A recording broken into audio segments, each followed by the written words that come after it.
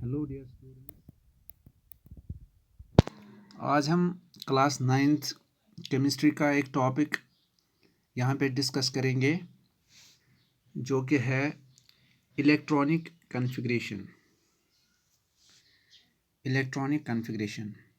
तो ये जो टॉपिक है ये स्ट्रक्चर ऑफ एटम का एक टॉपिक है जिसमें हमने आधा जो चैप्टर है वो ऑलरेडी कंप्लीट किया है।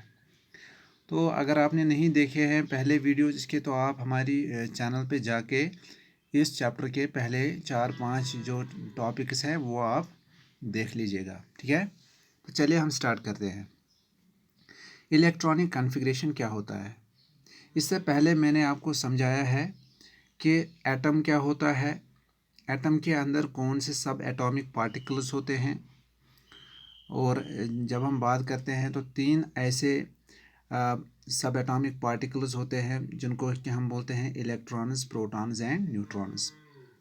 तो आज हम देखेंगे कि इलेक्ट्रॉनिक कॉन्फ़िगरेशन क्या होता है। इलेक्ट्रॉनिक कॉन्फ़िगरेशन क्या होता है कि जब हम एक एटम के अंदर जितनी भी शेल्स होती है उन शेल्स में जब हम इलेक्ट्रॉन्स को डिस्ट्रीब्यूट करते हैं तो इस को हम बोलते हैं electronic configuration. That is the distribution of electrons in the shells of an atom. तो एक एटम के जितने भी शेल्स होते हैं जब हम उन शेल्स में इलेक्ट्रॉन्स को डिस्ट्रीब्यूट करते हैं तो इस फिनोमिनन को हम बोलते हैं इलेक्ट्रॉनिक कॉन्फ़िगरेशन। यहाँ पे आप देखिए इस डायग्राम में, यहाँ पे आपको एक एटम का स्ट्रक्चर दिखाया गया है और इस एटम में आपको अलग अलग तरीके से 4 शेल्स दिखाए गए हैं और उन शेल्स के नाम यहाँ पे मेंशन किए गए हैं के, एल, एम एंड एन। एक एटम के ये शेल्स हैं। अब हम किस तरह एक एटम के अंदर इलेक्ट्रॉन्स को डिस्ट्रीब्यूट करते हैं तो उसके अंदर कुछ रूल्स हैं। उनमें से जो एक मेन रूल है वो हमें सिखाता है कि किस शेल में कितने इलेक्ट्रॉन्स हो सकते हैं। तो उस रूल को समझने के लिए हम क्या करेंगे, यहाँ पे एक रूल आपको याद रखना होगा। उस रूल को हम बोलते हैं 2n square rule. 2n square rule, ये 2n स्क्वायर रूल क्या होता है? ये एक फॉर्मूला है। इस फॉर्मूला में ये जो n आपको नज़र आ रहा है n और n स्क्वायर, तो ये n का मतलब क्या है? यहाँ पे n को हम लेते हैं वेयर n इज़ और n denotes the number of shell, कि कौन सी शेल है ये, एक एटम की कौन सी शेल है, पहली शेल है, दूसरी, तीसरी या कौन सी है। तो उसी के हिसाब से हम इस n का जो है वैल्यू देते हैं। तो जब हम बात करते हैं अगर इस n का हम वैल्यू देंगे 1, अगर इसका हम if n is equal to 1, if n is taken as 1, what does it mean?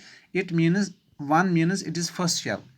तो जो पहली शेल है यहाँ पे k शेल है, तो इस शेल में अगर हमें मालूम करना हो कि कितने इलेक्ट्रॉन्स हो सकते हैं तो इस फॉर्मूला को जब हम करते हैं तो ये बन जाती है 2 इंटू n के बदले लिखेंगे अब 1, तो ये बन जाएगा 2 इंटू 1 का स्क्वायर, तो ये बन जाता है 2 इंटू 1 स्क्वायर 1 होता है, तो 2 1 ज़ा 2। तो इसका मतलब है कि जो पहली शेल है उसमें आप 2 इलेक्ट्रॉन्स को मैक्सिमम रख सकते हैं। कितने इलेक्ट्रॉन्स को? तो 2।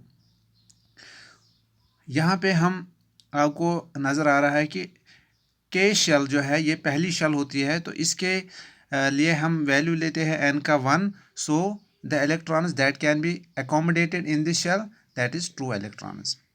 अगर आप इस डायग्राम की तरफ देखोगे तो दूसरी शेल जो है वो है एल शेल। यहाँ पे जहाँ पे मैंने ये डॉट लगाया है तो ये जो शेल है ये एल शेल है।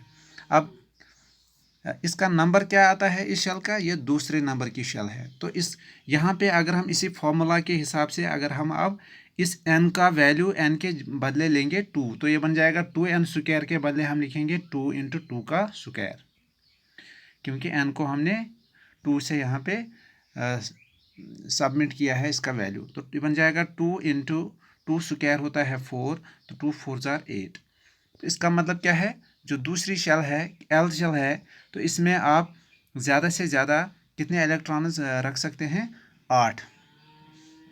For L shell n is equal to 2, so it can accommodate 8 electrons. Similarly, जो तीसरी शेल है और चौथी शेल है, इसमें हम इन n का वैल्यू देते हैं 3 and 4. तो रूल के हिसाब से जो हमारे पास वैल्यू निकल के आएगा m शेल के लिए, n if n is equal to 3, so it means 2 into 3 का स्क्वायर, तो ये बन जाता है 18. और 4 शेल के लिए जो है if n is taken as 4, तो ये बन जाएगा 2 into 4 स्क्वायर, तो वो बन जाता है ओवरऑल 32.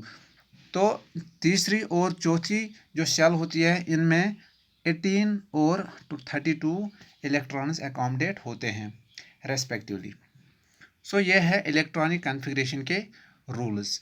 तो आज इस वीडियो में आप ये समझ गए होंगे कि इलेक्ट्रॉनिक कॉन्फ़िगरेशन होती क्या है और इसके रूल्स क्या हैं. तो आज आप ये रूल समझ लीजिए. तो अगले टॉपिक में, अगले लेक्चर में मैं आपको पहले 18 एलिमेंट्स की इलेक्ट्रॉनिक कॉन्फ़िगरेशंस सिखाऊंगा. ठीक है, थैंक यू.